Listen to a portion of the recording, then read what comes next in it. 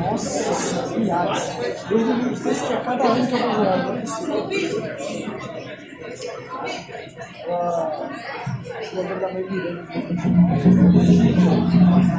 Alô, alô, alô, alô.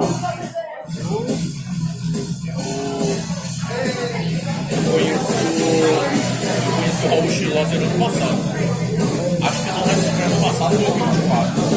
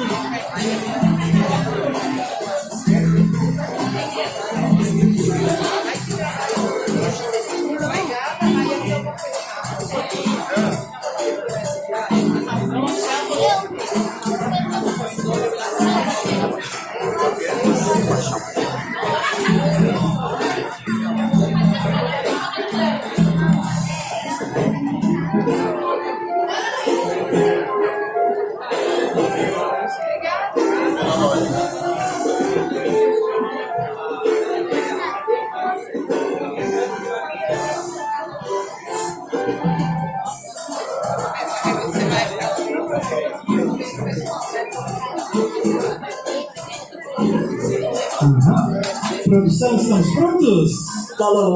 Chegou um momento tão esperado. Chegou! E aí, quem tá animado pra esse momento faz barulho? É isso aí, então eu queria pedir uma salva de palmas do público para a entrada dos nossos queridos dubladores Beatriz Menberg e Raul Schlosser. Para eles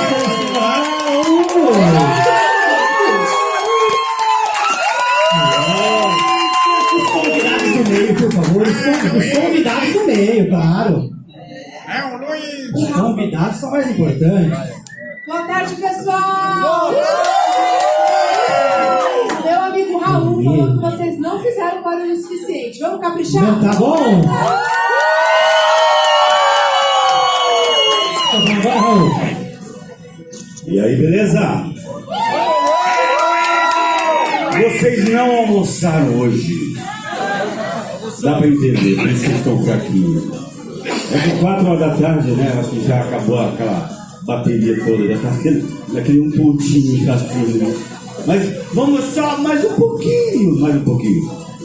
Tudo bem com vocês? Vai de vantagem, hein? Eu acho que eles aplaudiram mais pra mim, né? Cara, pros dois juntos. Ramanberg! Tem uma surpresa também. O pessoal tá lá no celular. Calma. Gostaria de agradecer. Sabia que a minha montanha... Minha montanha, bem velho. E eu tô aqui procurando o meu amigo, meu primo, o X-Bacon do amor. Uma salva de palmas pro X-Bacon! Eu tava até desconcentrada, Raul.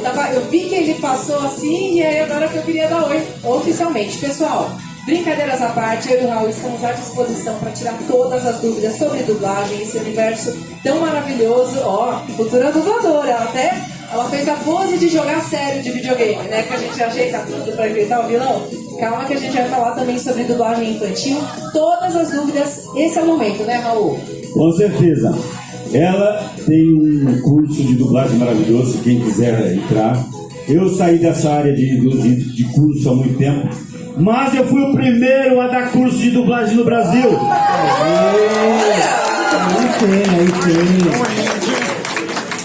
E lembro com certeza aqui que todo mundo conhece a maravilhosa voz de vocês dois, mas talvez eles não saibam como que esse negócio da dublagem entrou na vida de vocês. Como que vocês começaram a dublagem? Ela primeiro, as damas primeiras. Jiraya Cavaleiro. Jiraya Cavaleiro. Vocês sabem, né?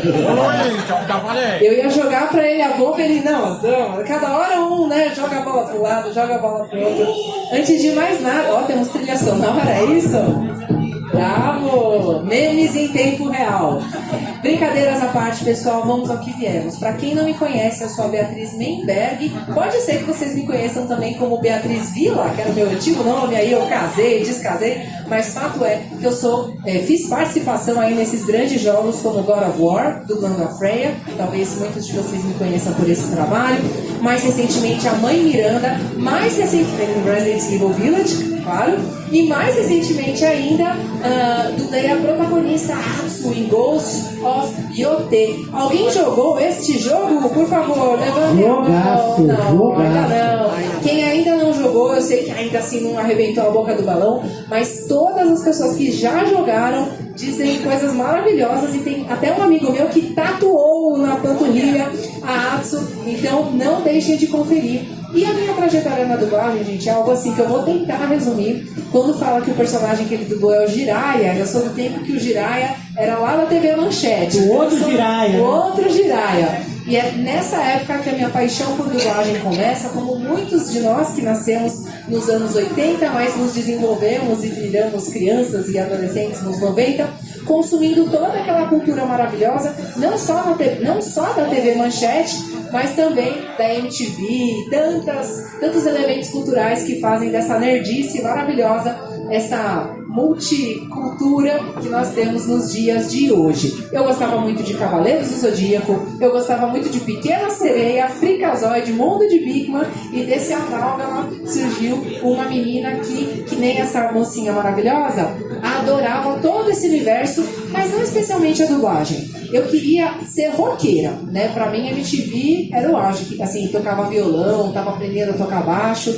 E o que eu quero dizer pra vocês é que, assim, não desistam dos sonhos de vocês, porque no mundo das artes, às vezes você mira na lua e acerta na estrela. Então, não fiquem tristes, porque dublagem nunca foi a minha primeira opção, não porque eu não gostasse, muito pelo contrário, porque pra mim era como se fosse, assim, Hollywood. É tudo bom, meu amigo? Agora que eu reconheci meu aluno lindo! Então, Winters! Obviamente, o cara que mais posta conteúdo maravilhoso pra gente. Então, o que eu quero trazer pra vocês é que ser dubladora não era o meu primeiro plano, mas fato é que a gente vai conquistando degrau a degrau, subindo a tal da montanha, como ele fez aqui o trocadilho com o meu sobrenome em alemão, e fato é que 20 anos depois, a gente ainda escuta um monte de besterol das panelinhas, do pessoal da dublagem que não tem nada a ver, e o mais importante é você não dar cola mesmo e simplesmente seguir algo que está dentro do seu coração. Tem que ter talento sim, tem que ter boa articulação, tem que ter boa dicção, tem que ter interpretação, mas o empilhamento de vários saberes e vários talentos, e principalmente o interesse, e se vocês estão aqui na tarde de hoje, interesse vocês têm, tudo isso vai levar com certeza a uma carreira de sucesso. Já vou adiantar o meu jabá, como ele já falou. O meu curso se chama Viver de Dublagem. É exatamente isso que a gente vai falar um pouco agora para vocês aqui nessa tarde maravilhosa. Talento é algo que dá para aprender, vocês concordam? Talento é aprendível. Eu acredito que talento não é aprendível e técnica é aprendível. Mas Justo, o ideal é a soma desses dois.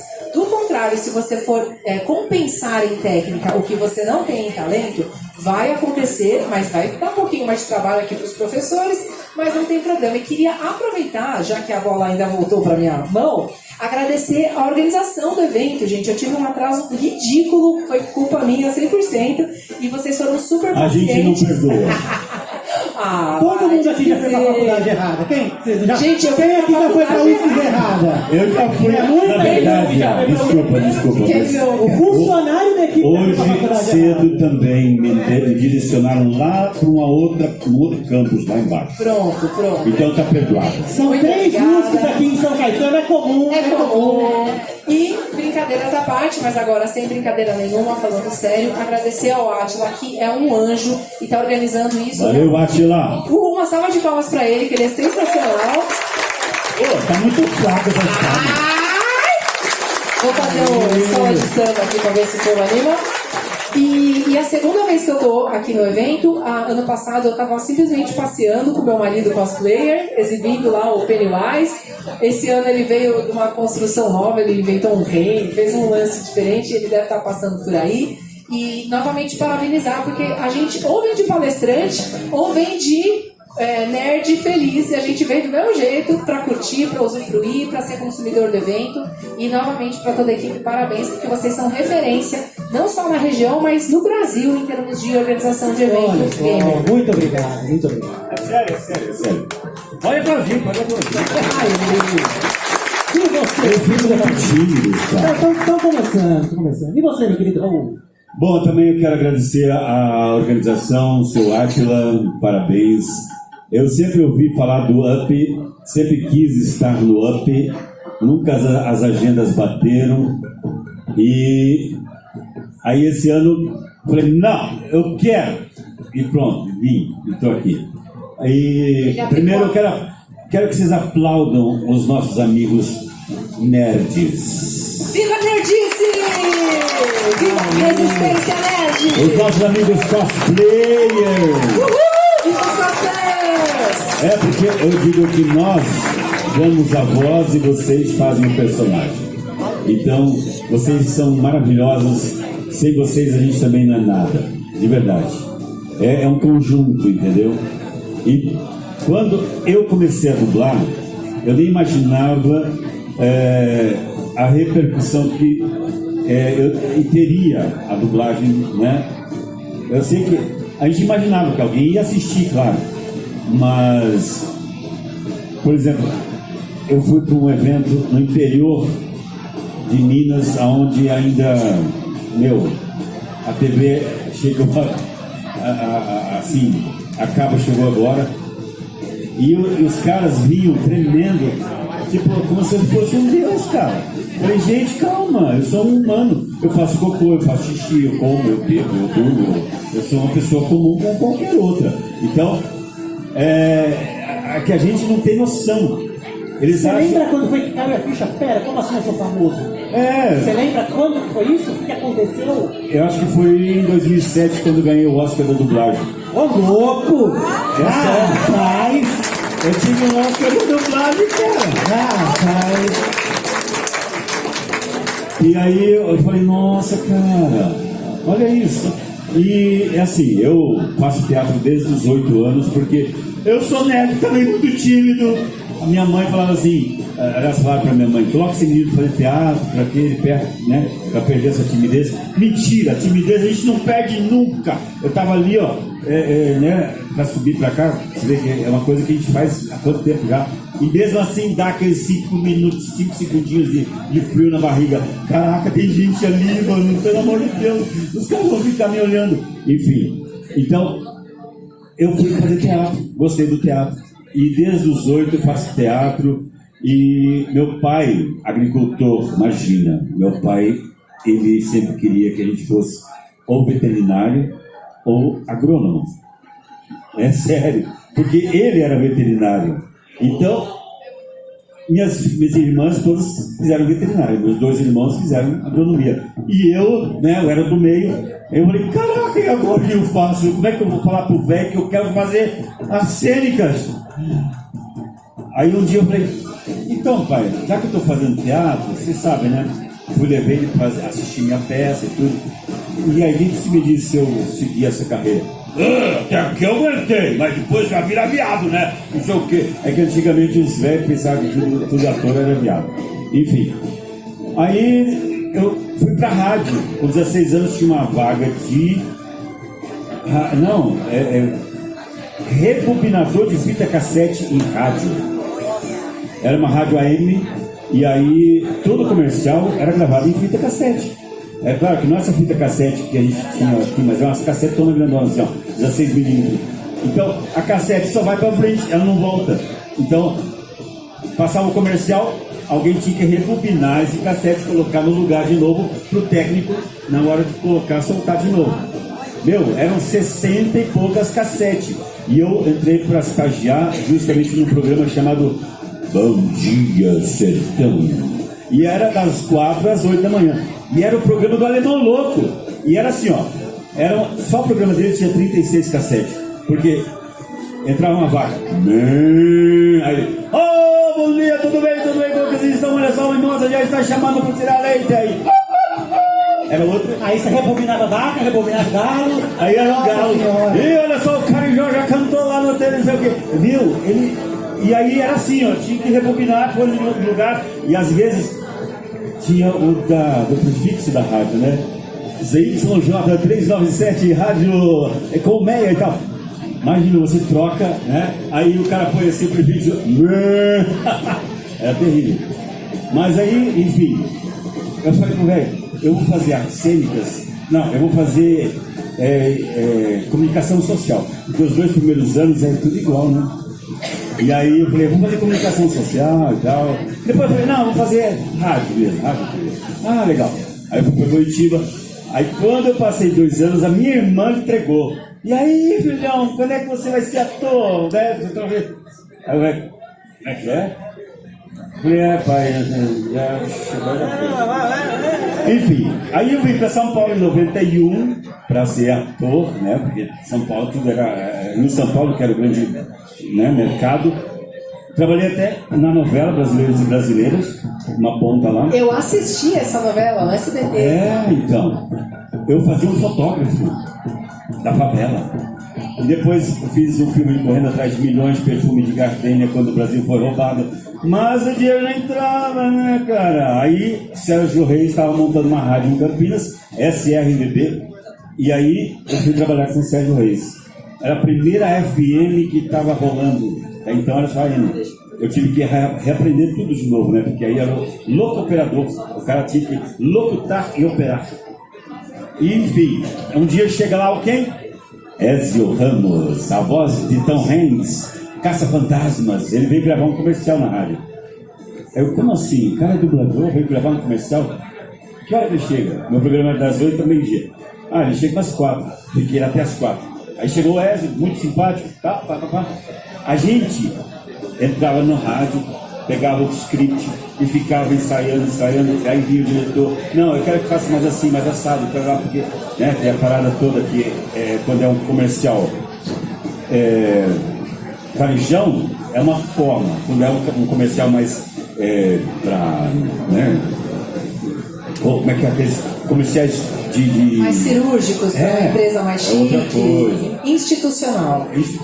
Aí a gente chegou, deu uma lida, vamos gravar, blá blá blá blá blá blá blá blá. Aí eu falei, mano, de primeira, vai se lascar. Aí eu, e aí, Ezio, papo vem, papo vai. E ele falou, não, eu tô dirigindo na BKS, eu digo que se quiser ir lá, conhecer o que é dublagem. E um dia de folga eu fui pra BKS conhecer a dublagem. Imagina vocês sentado no hall, esperando chegar a horinha, aí você ouve o Kiko passar, blá blá blá blá blá blá blá blá blá blá blá blá, a Chiquinha passar, blá blá blá blá blá blá blá blá blá blá. Meu, numa época que não tinha esse negócio de posso tirar um selfie?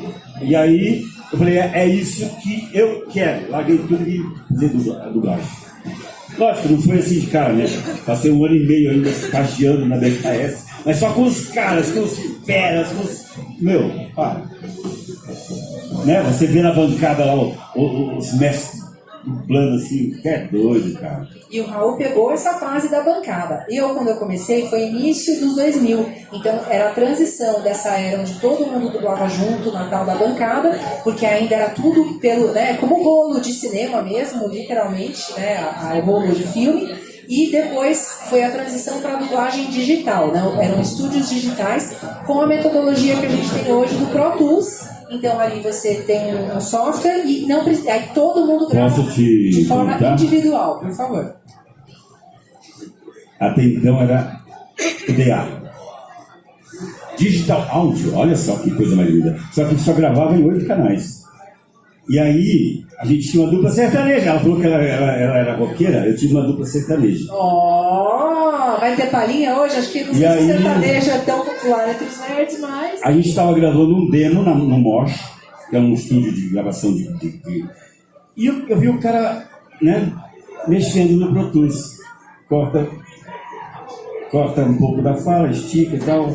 Falei, caraca, mano, isso daí deve ser bom pra dublar também. Falei, como é que faz pra pôr um filme aí?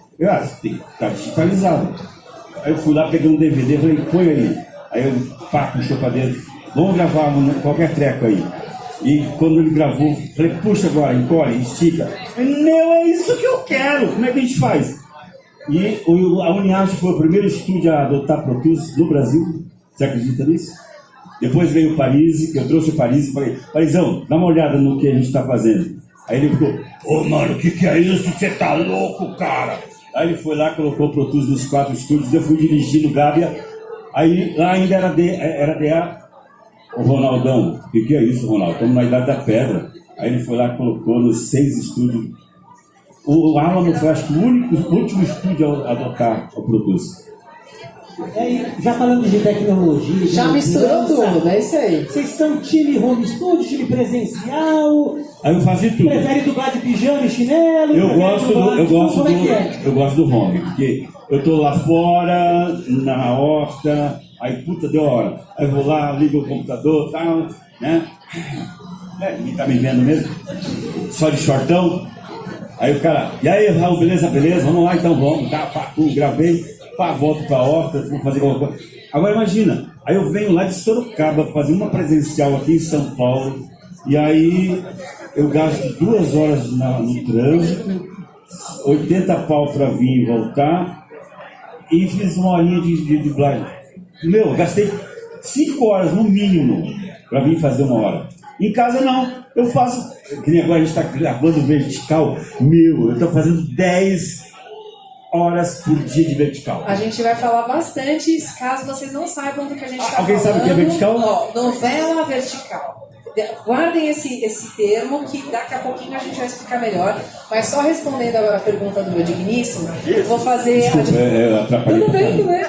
Eu vou fazer a advogada do diabo. Eu sou time presencial e eu explico por quê. É claro que o remoto tem vantagens inacreditáveis. Imagina o trabalho que ia ser toda vez ele ir voltar, não é mesmo? Acredito até que depois da pandemia ou depois de alguma aventura pessoal, ele acabou de fato indo para o interior. E muitos dubladores fizeram isso, na verdade, por causa da pandemia e lá ficaram. Eu também tenho o sonho de um dia ir lá pro meio da fazenda, da roça e ouvir a rádio rural que ele fazia, porque parece que é tudo um ciclo, né? Eu também tenho vontade de voltar para o interior. Voltar não, né? Nunca, assim, ir para o interior e montar um estúdio e ser totalmente independente de lá. Mas, se você perguntar a minha opinião, quando a gente está de forma presencial, o estúdio é adequado. Você nunca vai ter um problema de, às vezes, se recusarem pela qualidade ou por algum som que não foi adequado. Quando a gente está em casa, falo por mim. Hoje, infelizmente, a minha gatinha não está mais entre nós, mas assim, era o tempo todo tendo que controlar a minha gatinha, tendo o tempo todo algum barulhinho na casa, né? O meu esposo, às vezes, sei lá, tá jogando videogame, quer cozinhar, quer fazer...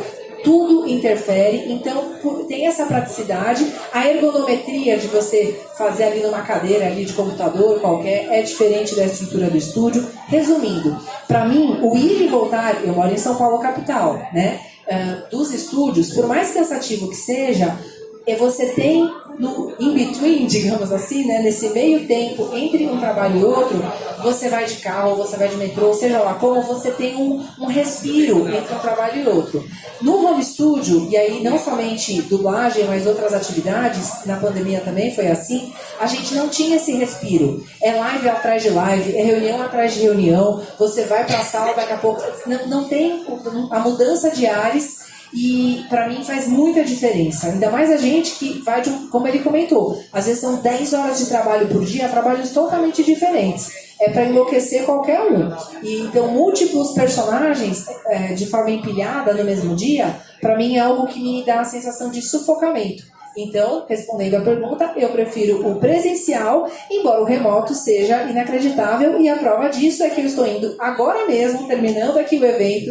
Quem pegar autógrafo pegou, porque eu vou picar minha mula e já estou indo para o litoral e vou gravar as tais novelas verticais do litoral. Então, isso é um benefício que só o remoto pode trazer. Que metida! Muito bom.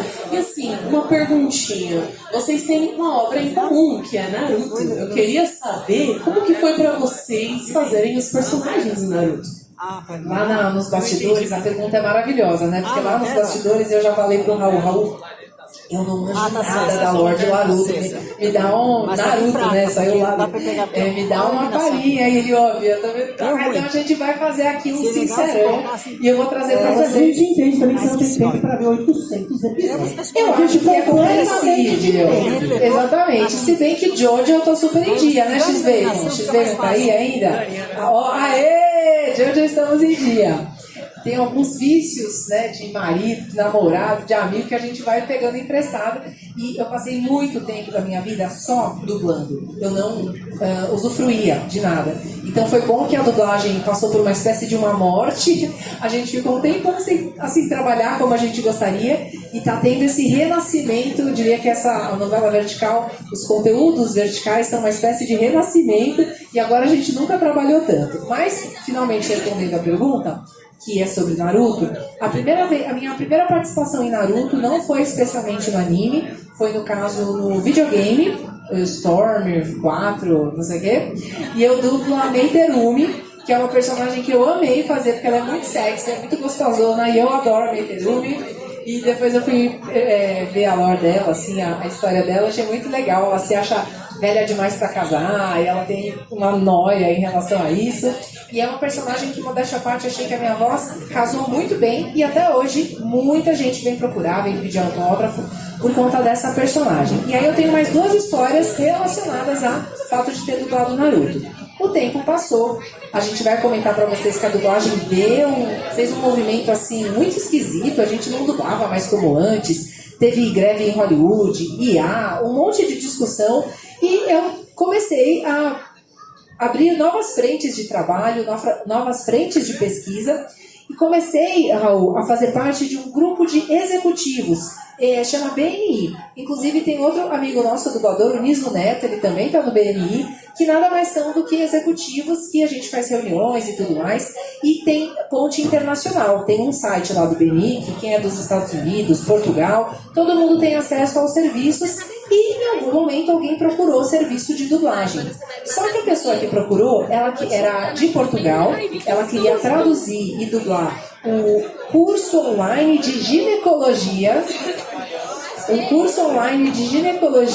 que era para destravar que as mulheres não tivessem problema de fertilidade, e a gente faz tudo que cai no colo da gente, né? Então foi um trabalho que eu adorei. E por que eu tô contando essa história? Eles eram extremamente fãs de Naruto, esse casal que fazia o curso online, ginecologistas, e eles queriam a Letícia, que é a voz da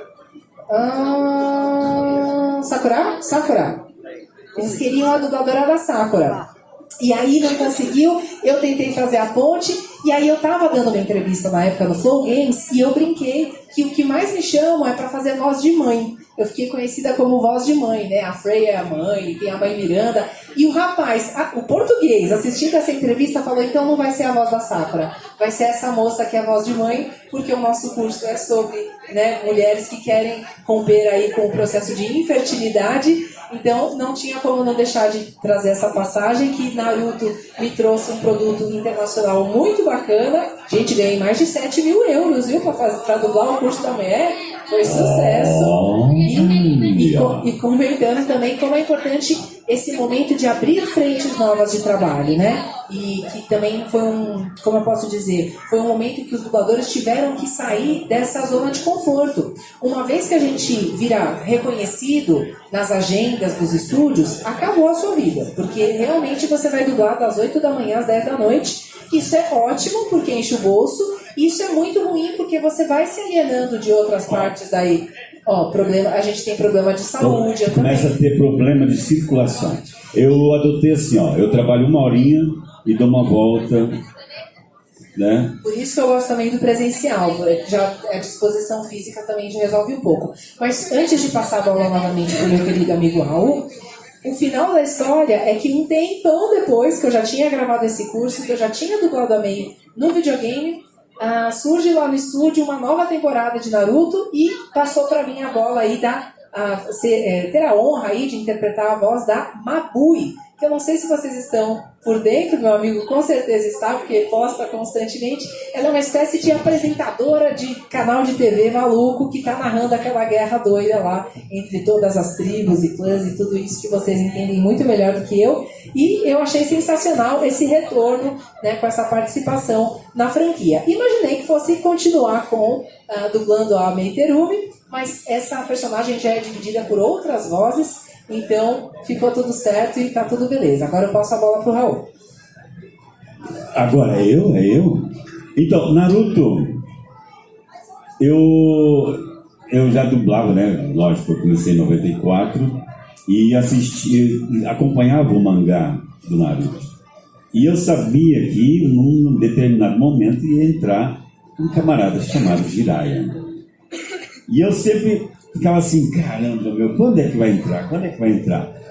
E justamente eu sabia que, como mangá número 10, no último pedacinho do mangá número 10, o Jiraiya entra.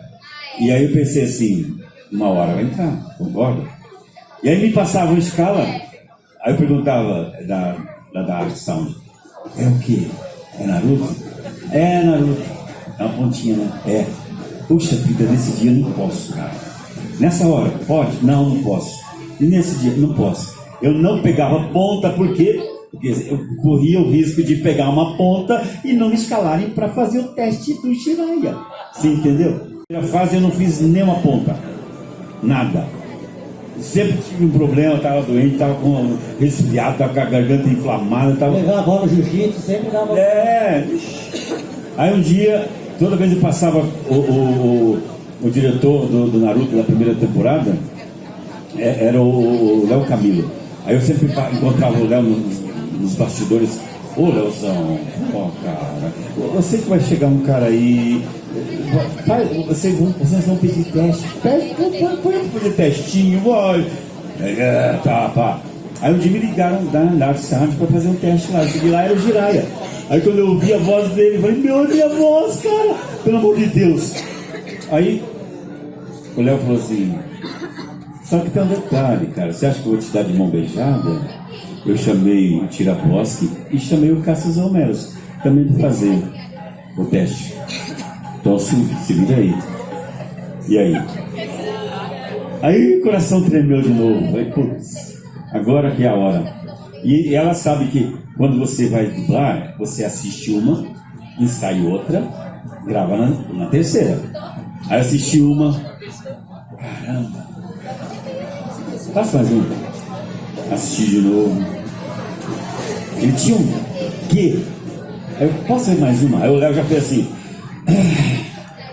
sabe quando o cara só fica na cadeira, tipo assim, que merda que eu fiz, por que eu chamei esse cara? O Cassius é a pessoa mais boca suja que vocês possam imaginar, mas ele é super do bem. É um personagem que ele faz, mas ele te deixa nervoso com esse jeitão sem paciência de mentira dele. Pode continuar. O que seria esse quê que você falou que tem? Esse quê? Porque assim, quando eu peguei o Jiraiya, ele já estava dublado em inglês. E eu olhava para a boca dele eu via que tinha algo a mais para se extrair daquilo.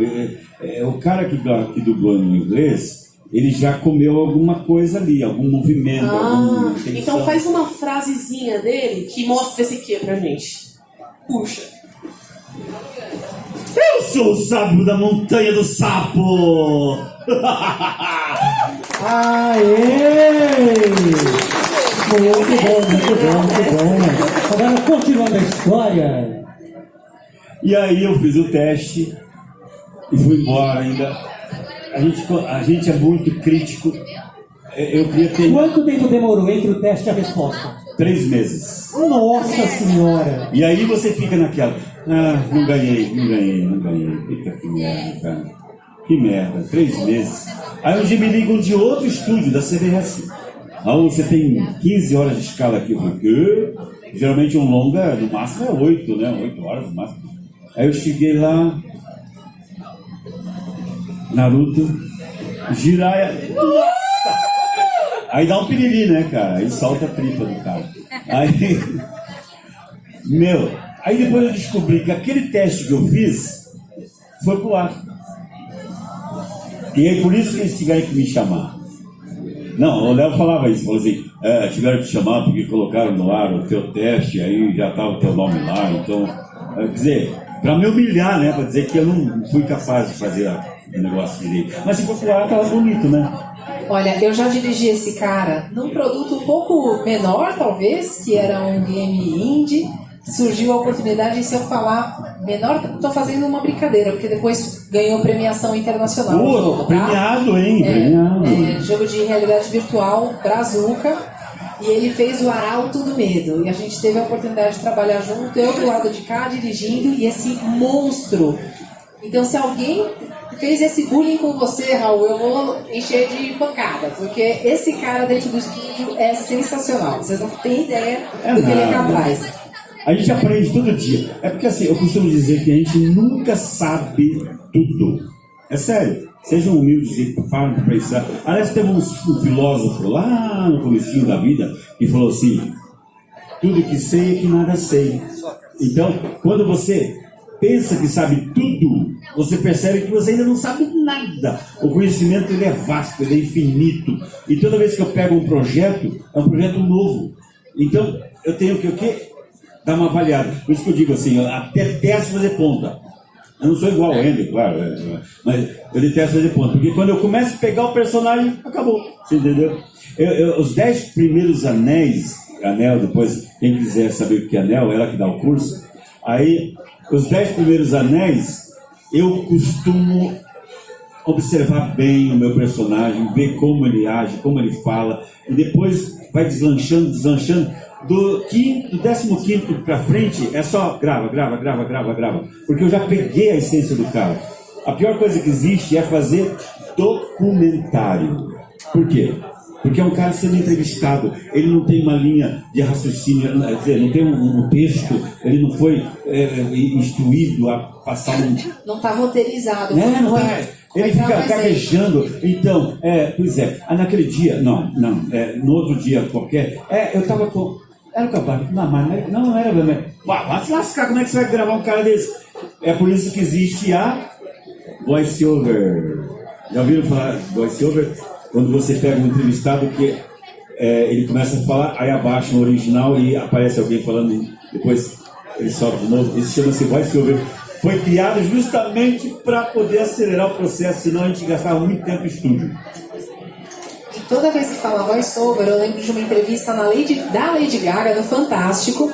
Então é algo muito clássico que a gente tem vários formatos de voice-over, né?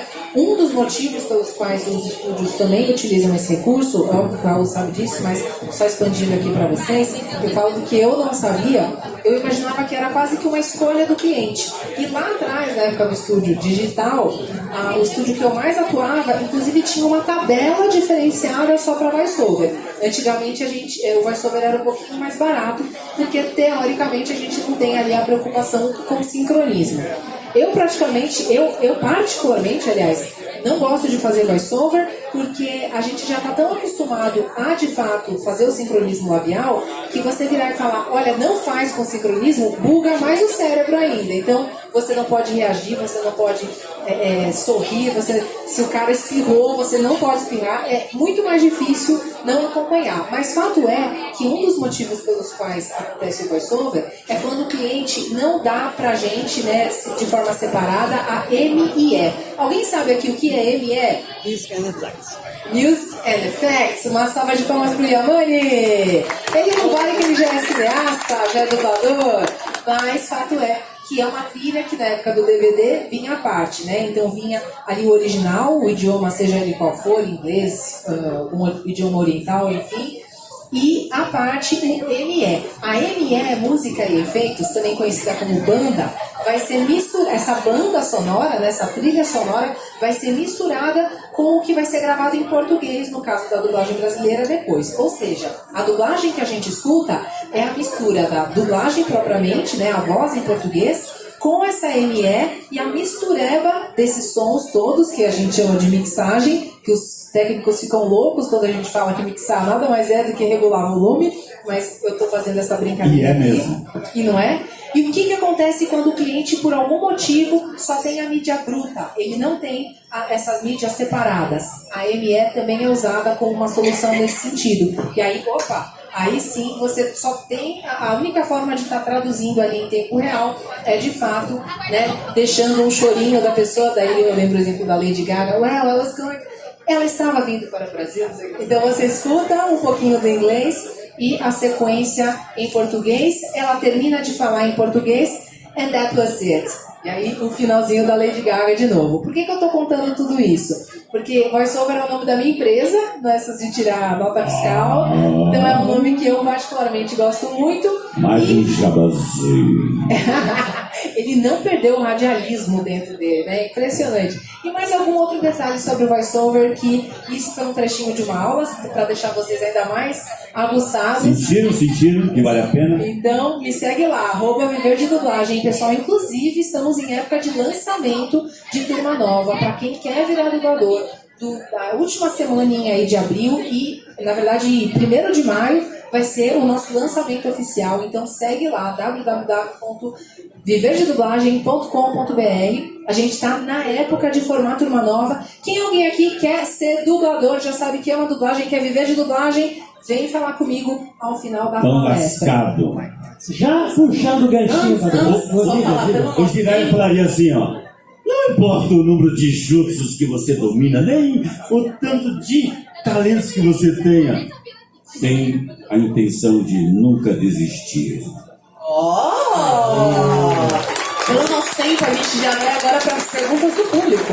Só antes das perguntas do público, o que vocês acham de alguém que está começando a dublar já, pegando nesse gancho, da pessoa começar fazendo fã-dublagem? Você acha que é um bom recurso? Eu vi gente falando que não é porque aí os vícios, ela grava o vício, que ele está fazendo sem professor. Qual que é a opinião profissional de vocês para a pessoa treinar com uma fã-dublagem em casa, antes de entrar no curso? Então, a fã-dublagem, por exemplo, hoje tem uma menina chamada Fandance. Ela começou como fã-dubladora. Mas, claro, que ela já era famosinha, então ela teve todo um apoio de outros profissionais e tudo mais. Não foi só a fã-dublagem que deixou ela lá em cima. Então, por aí. Só que assim, o que você falou é real.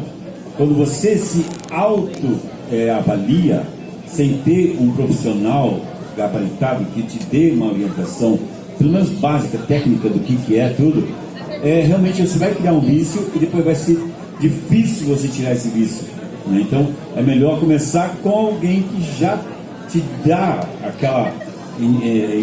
passa aquela experiência, né, de como é, e pronto, aí você já entra com o caminho do pé direito. E continua fazendo a fã-dublagem depois, claro, treinando, porque dublagem é bom para treinar, não para aprender. Não para Exatamente. Para treinar. Na verdade, ao treinar você vai aprender, mas por que a gente tem essa bandeira? Eu falo bastante contra a fandublagem, mas calma que eu explico novamente. Não é nesse sentido, enquanto treino, enquanto vitrine, enquanto você gerar uma comunidade, é tudo de bom. Mas infelizmente as pessoas acabam confundindo as esferas e tratam essa espécie de status que a nossa comunidade nerd tem muito, né? Os cosplayers que começam a ficar famosos, os fandubladores cada vez mais famosos. Hoje em dia a gente tem uma tendência a misturar, e agora eu vou vestir a carapuça, tá? Somos nós mesmos, a galera dos eventos, né? Tem muita gente que faz disso um treino para a vida profissional, para a vida real, concreta, tangível, e muitas pessoas que não têm o discernimento de fantasia e realidade. Exemplo, eu sou cosplayer da Freya, vou inventar aqui, não sou, mas vou fingir que sou. Se eu vir outra moça nesse evento fantasiada, né, do meu cosplay, eu já vou ficar brava. A dublagem é bom pra treinar, não pra aprender. Não pra Perfeitamente. Perfeito. Na verdade, ao treinar você vai aprender, mas por que a gente tem essa bandeira? Eu falo bastante contra a fandublagem, mas calma que eu explico novamente. Não é nesse sentido, enquanto treino, enquanto vitrine, enquanto você gerar uma comunidade, é tudo de bom.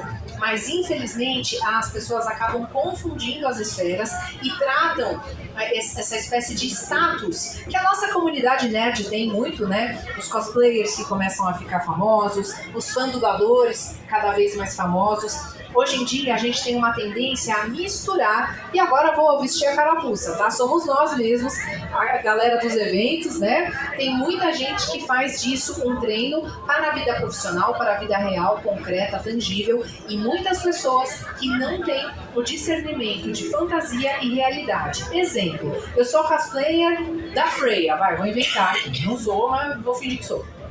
Se eu vir outra moça nesse evento fantasiada, né, do meu cosplay, eu já vou ficar brava. Não? Pior que é verdade. Eu sou... Eu tiro foto quando eu vejo... Eu junto todo mundo, é igual pra tirar uma foto. Pronto. Então eu coloco... Se ser dublador já tem uma arrogância, né, da gente achar que sempre que aparecer aquele personagem tem que ser com a nossa voz. Nada disso. Nós somos uma sutil participação de tantos outros processos que existem por trás daquele filme, por trás daquela obra. Eu tô dando um exemplo que acho que todo mundo já passou por alguma situação parecida, daquele momento em que, é claro que dublar é bom para nossa autoestima, fandublar é muito bom para autoestima, porque você está brincando de ser famoso por um dia, de ser dublador por um dia, por que não?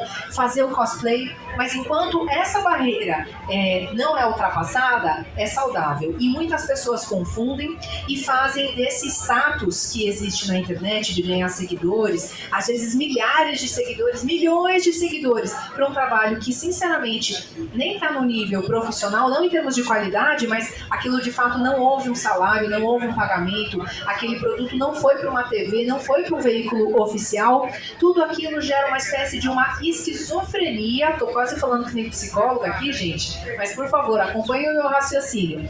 Que feliz ou infelizmente é muito característico agora da geração Z, a geração cronicamente online. As pessoas estão com cada vez mais dificuldade de discernir o que é real, o que é imaginário, o que é a vaidade positiva que dá autoestima. Olha como eu tô melhor tecnicamente, olha como eu vou ser o dublador do futuro, e a vaidade exacerbada, o narcisismo, eu sou ótimo, eu sou o melhor. Cara, você brincou de dublar e fez uma postagem, ponto. Você não é o dublador oficial de nada. Por que eu tô trazendo esse exemplo? Nessa seara maluca da fandublagem, não foi uma vez, não foi duas, não foi três, pessoas em evento, pessoas na internet se apresentaram pra mim. Oi, Bia, tudo bem? Eu sou o dublador do Harry Potter. Gente, o dublador não é. Gente, primeiro, o dublador do Harry Potter faleceu faz tempo. A outra, não, eu sou a dubladora do personagem tal. Não é. Eu tô vendo pela característica da pessoa. Não tem pinta de dublador, tem pinta de uma pessoa que frequenta um evento de cosplay, né? Então as pessoas já estão se apresentando, por conta desse status, como uma dubladora de mentirinha de algo que não é. E mesmo que ela fosse a dubladora oficial daquilo, se é que existe essa expressão, porque de novo a gente pode dublar ou não dublar os nossos bonecos, que arrogância você tem para se apresentar dessa forma? Então, eu só enalteço, né, papais, mamães aí, olhar bem atento, porque esse é um fenômeno bizarro, e eu até já fiz live sobre isso recentemente, do quanto os jovens estão na era do brain rot, né, do apodrecimento mental aí, confundindo tudo em troca de likes, em troca de vaidade de internet, e quando você vai pegar esse tal desse famosinho pra dar aula, o cara é péssimo em estúdio, não é que ele tá nervoso, não é um dia ruim, ele realmente não é talentoso, ele ficou 10 horas pra gravar aquele material totalmente editado, tudo de mentira, tudo com truque, e na vida real ele não é nem um dublador melhor ou pior, ele não é um dublador, ele não sabe o que ele tá fazendo. Então, se você quiser saber o que você tá fazendo de verdade, pode fan-dublar, não tem problema, mas faça os cursos, não somente o meu, tem uma série de profissionais maravilhosos, mas obviamente que eu vou fazer o convite, acessa lá os nossos materiais, porque você vai sair diferenciado. Rapaz, pessoal, se uma resposta foi assim, imagina uma aula, ó. Fica a dica aí, hein? Fica a dica. Vamos abrir a pergunta da galera agora? A gente vai pro pessoal, mas antes, rapidinho, já que ele deu uma palhinha, eu quero uma palhinha dela também. Claro. Qual personagem você escolhe? Vai ser a Freya, que é a única que eu meio que decorei, e mesmo já passou 5, 10 anos e eu ainda faço o texto errado. Alguém lembra da maldição da Freya? Lembro, meu amigo querido, maravilhoso. Uma salva de palmas pra ele, gente, ele vai toda vez. Sensacional. Meu amigo lindo.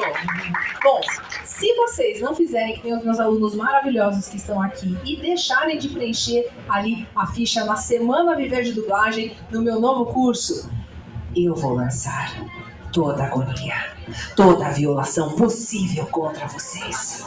Eu vou exibir o seu sangue frio diante de cada corpo e de cada reino. E a sua alma vai alimentar o que há de pior em Hell. Essa é a minha promessa se você não clicar no meu site. Sensacional!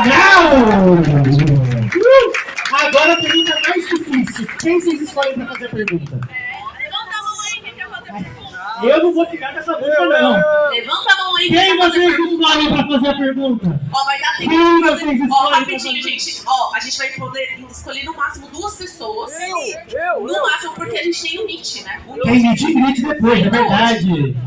Aqui, vai, merece. Na próxima eles falam. Essa é a pergunta para os dois. Qual foi o personagem que vocês mais gostaram de dublar? O filho favorito? Qual o filho favorito? Eu acho que comigo não tem dúvida, né? Claro que depois vem. Muito bem, Goku, estamos frente a frente. Prepare-se para o meu plane.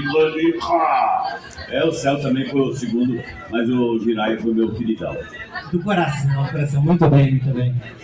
Tem muita história por trás de muitos personagens. Muita gente não sabe que eu quase fui a voz da Alexa.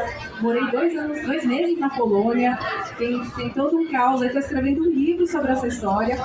Mas fato é que de todas essas personagens marcantes, o meu xodó, pelo menos por enquanto, as pessoas acham que é a Freya. Eu agradeço. Se eu estou aqui nesse palco hoje, ao lado desses grandes ídolos, com certeza foi a Freya que me deu e me dá muito até hoje. Mas a minha personagem preferida é a Atsu, de Ghost of Yotun. Muito bem. Foi super rápido, acho que dá tempo de mais de uma agora. Agora, quem quer? Vocês escolhem. Escolhe alguém pra pergunta aí. Escolhe alguém. Não, escolhe alguém de lá. Vocês querem que pergunte pra vocês. Para aí para os dois da frente? Aqui. Para aí para os dois da frente. Foi o Raul que mandou. Gente, dá tempo de fazer mais de 2. Vamos lá. Faz você, depois você. Faz logo. Raul mandou, você obedece. Vamos lá, você primeiro. obrigado. Pergunta pra Bia, aqui do Ita. Como foi dublar a Mãe Miranda? Como foi o processo de estudo da Mãe Miranda? Eu zerei o Village e eu queria saber a história. meu aluno querido do coração, aqueles que estão no coração a gente nunca esquece, né? A Mãe Miranda foi um processo muito emocionante, porque eu costumo reclamar um pouco, às vezes, das atrizes originais de videogame. Ou elas são muito maravilhosas, ou elas são muito fraquinhas. Eu vou falar do Naruto, porque às vezes a gente vai dublar o RP do Naruto e a dublagem em inglês está tenebrosa. A Mãe Miranda foi a primeira grande atriz que eu vi dando uma performance avassaladora e eu suei a camisa para conseguir acompanhar o que a atriz original fez. Então, de cara, foi a primeira percepção que eu tive dessa personagem. A outra questão, e aí uma fofoquinha técnica, é que para quem não sabe, a gente dubla videogame sem ter acesso às imagens e cada vez mais os estúdios estão ajudando, colocam alguma arte gráfica, tem uma outra expressão que está me fugindo, mas assim, é um esboço que eles usam antes do material oficial, storyboard, elementos assim que nos ajudam a ter um vislumbre do que é aquele personagem. Mas, hoje em dia, a gente consegue ter mais acesso e no Resident Evil eles deram acesso à imagem dos atores com aqueles pontinhos na cara, que é o motion capture. Então eu consegui dublar de fato a atriz com aquele motion capture. Eu tive acesso a uma câmera que era na testa dela. Então, gente, é de arrepiar. Eu espero que vocês tenham gostado do resultado. Não ficou à altura da atriz original, que a mulher arrasa, mas de fato foi emocionante. Muito bom, muito bom. Muito bem. Próxima pergunta, Mayumi. Raul, quando você dublou o Luigi na Uniarte, não sei se você lembra de mim, inclusive, como você buscou inspiração na dublagem do Charles Martinet, dublador do Luigi dos jogos, ou você buscou uma voz própria? Ah, beleza. Não, eu só segui o que já tinha sido feito, né? O cara é muito bom também, que ele fez a voz original do Luigi. E ele era uma introdução, né? Mario, mamma mia, Mario, Santa Maria, Mario. Que merda, será possível, Mario? E tu não sabe, mas eu fiz um macacão também.